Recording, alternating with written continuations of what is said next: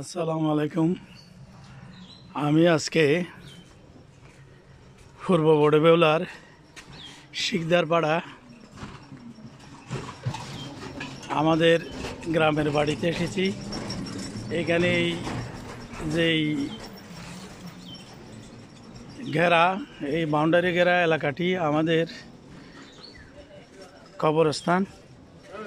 এখানেই আমাদের মূলত শেষ যাত্রার আশ্রয়স্থল। এই যে কবরস্থান, এই কবরস্থানের অবস্থানটি আমি এখন আপনাদেরকে দেখাচ্ছি। এই যে কবরস্থান আমাদের এই শিকদারপাড়ার একটি উল্লেখযোগ্য শিক্ষা প্রতিষ্ঠান, জয়নাল-উদ্দিন মহিউদ্দিন দাখিল মাদ্রাসা। এইটা আমাদের মাধ্যমিক ও উচ্চশিক্ষার সাবেক উপপরিচালক মনোয়ারা ম্যাডাম, ওই হাজব্যান্ড জয়নাল আবদিনের নামে ওই মাদ্রাসাটি। এই যে আমাদের এই কবরস্থান এবং আমাদের শিকদারপাড়ার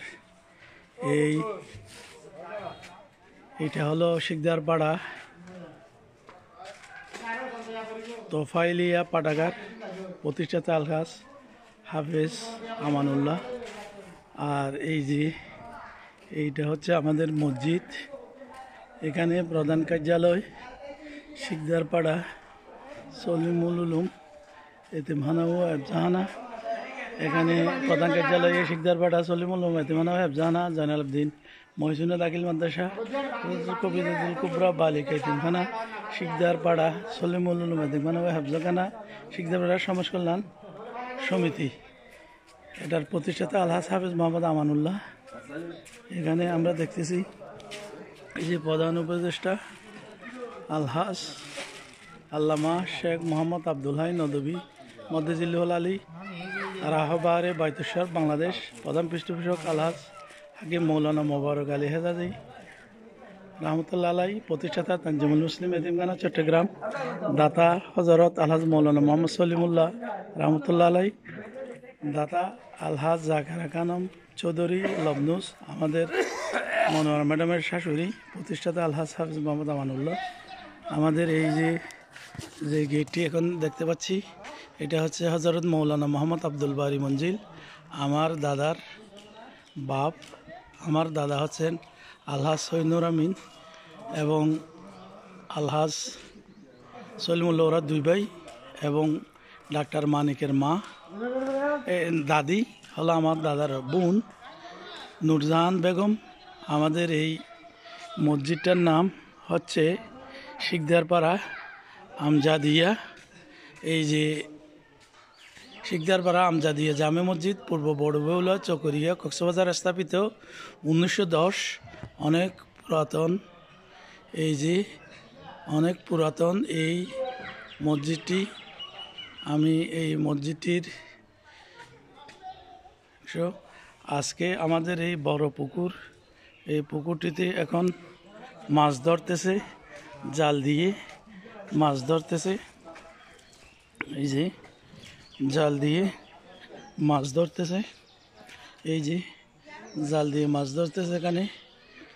এই যে অনেক সুন্দর পুকুর, এই পুকুরটিতে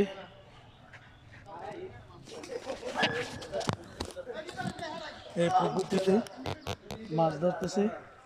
আমি GM এনামুল হক, দীর্ঘ 32 বছর আমি গভর্নমেন্ট জব করেছি। সম্প্রতি আমি অবসরে এসেছি। বর্তমানে আমি চকরিয়া কোর্টে অ্যাডভোকেট হিসেবে প্র্যাকটিস করতেছি। আমি মূলত সিভিল, ক্রিমিনাল সাইড এবং ইনকাম ট্যাক্সের মামলাগুলো করে থাকি। তো আজকে আমি আমার বাড়িতে, গ্রামের বাড়িতে এসেছি। এই গ্রামের বাড়ির এই সুন্দর আমার পারিবারিক পুকুর, এটা আমাদের উত্তরাধিকারের সবার অংশে রয়েছে এখানে। আর এটা হলো আমাদের কবরস্থান। এই কবরস্থানে আমরা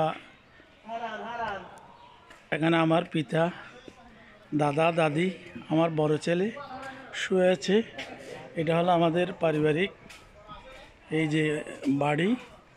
এখানে এই যে বিল্ডিংটা দেখা যাচ্ছে সুন্দর, এটা হলো ডাক্তার মানিকের বিল্ডিং। আর ওখানে হলো হাফেজ আমানুল্লাহর। আর এখানে হলো আমার স্বাস্থ্য ভাই জহির এবং জমিরদের বাড়ি। তো এখন আমি এই সুন্দর দৃশ্যগুলো আপনাদেরকে ধারণ করে দেখাচ্ছি। আমাদের এই কবরস্থানটিতে আমার পিতা মাতা দাদা, আমার পিতা দাদা দাদি নানা, আমার নানার বাড়িতে আনিসপাড়া। এখানে আমার পিতা দাদা দাদি, আমার বড় ছেলে এই যে এই গাছটার নিচেই শুয়ে আছে।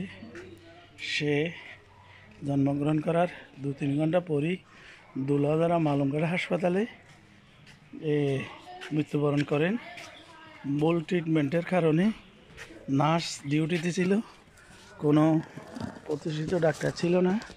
সেই কারণে এই যে ওভারওয়েট হয়েছিল, ডেলিভারি নর্মাল করতে গিয়ে সিজারিং না করা হয় ভুল ট্রিটমেন্টের কারণে আমার বড় ছেলেটি মারা যায়। তো আমি এখন এই যে আমার গ্রামের এই সুন্দর স্থাপনাগুলো আপনাদেরকে ধারণ করলাম।